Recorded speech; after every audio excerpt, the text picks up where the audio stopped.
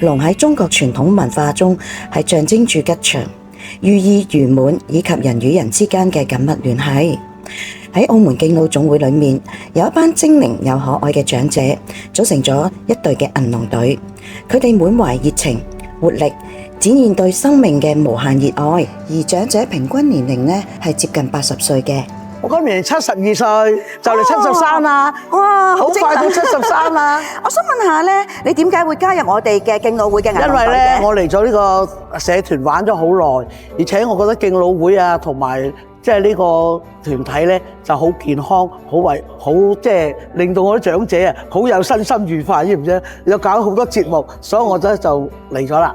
哦，原來咁嘅。而家咁開心，有嗰個銀龍隊啊，又唔嫌我年紀大，又侵我玩，幾開心啊！哦，係真係好好。咁我又想問下啦，其實你參加呢個銀龍隊咧，你知唔知道傳統嘅舞龍嘅意義喺邊度嚟？舞龍啊，龍咧就係我哋象徵係中國嘅剛柔並重嘅威勢同埋吉祥嚇。總之我哋舞呢條龍咧，就覺得我哋係中國人，係龍的傳人嚇。雖然我哋係長者，但係都有活力。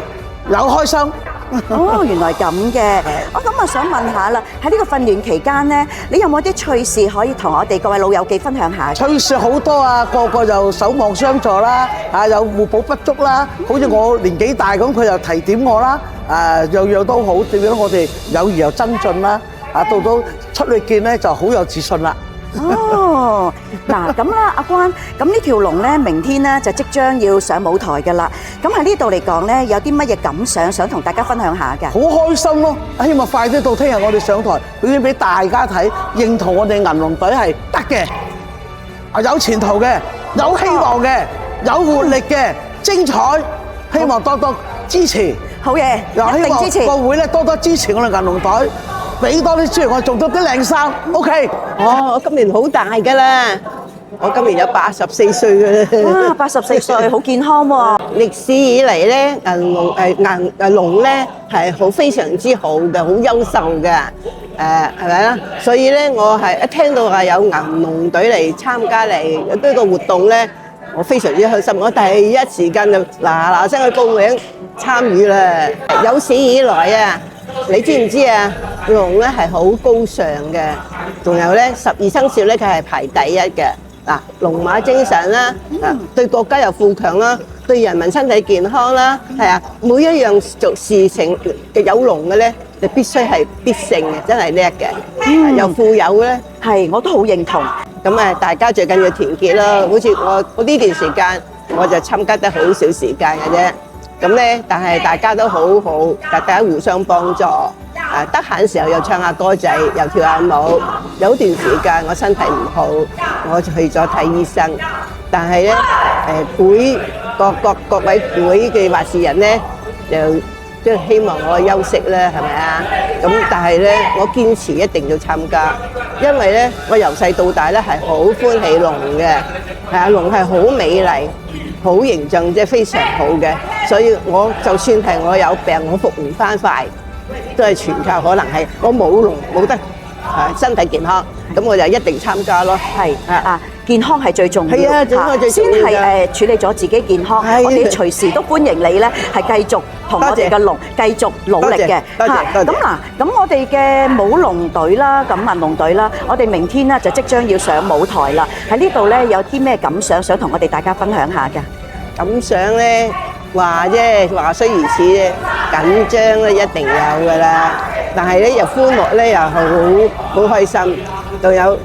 呢個敬老總會難得佢舉辦呢個銀龍隊係好少有嘅，我哋夢寐以求，一直以嚟我咁多年嚟我都好中意摸下嗰啲龍啊，睇下啲龍，但係咧好少機會。今次有咁好嘅機會，仲有俾嗰個場俾我哋咁大，哇！真係好難得。我要多謝所有你哋敬老會嘅話事人同埋舉辦，同埋我哋嘅阿 Sir。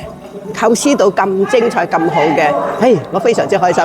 咁首先因為長者都係我哋社區個好重要嘅部分啦，而舞龍係我哋中國傳統文化上面一個項目啦，佢亦都有個代表性，係代表住我哋社區嘅人同人之間嘅連結嘅。咁喺呢個訓練期間呢，咁長者能夠鍛鍊到佢嘅體魄啦，亦都擴闊佢哋嗰個社交嘅圈子，我覺得呢個好有意義嘅活動嚟。咁我又想問下啦，喺呢個過程裡面咧，老友記佢玩呢個銀龍嘅時候，你覺得佢哋咧能唔能夠好容易咁去掌握呢個技巧啊？其實一開始都有擔心嘅，但係我發現原來我啲老友記咧係比我哋想象中更加積極、更加熱情嘅。係啊，佢哋能夠係喺唔識啦，又唔識慢慢變到係熟練，甚至係教翻我哋嘅其他嘅老友記。我覺得呢個係非常之有意義啦。佢哋嘅能力係超越咗我嘅想像，我係覺得好感動嘅。咁我又想問下啦，其實你對呢個銀龍隊嘅未來咧有啲咩嘅規劃啊？有啊，我認為呢個係可以持續落去嘅活動啦。我哋會期望吸納更加多嘅學員去做呢個活動，係令我哋社區更加有活力啦。以後可能會同舞蹈啊或者其他表演混合，形成一個更加好嘅一個形式嘅。辛苦你啊，嘉誠喺呢段時間培訓咗我哋老友記咁長嘅時間。咁呢個銀龍隊咧，我哋明天咧即將要登上呢個舞台㗎啦。喺你嘅角度嚟睇翻咧，你有啲咩感受？可唔可以同我哋分享一下？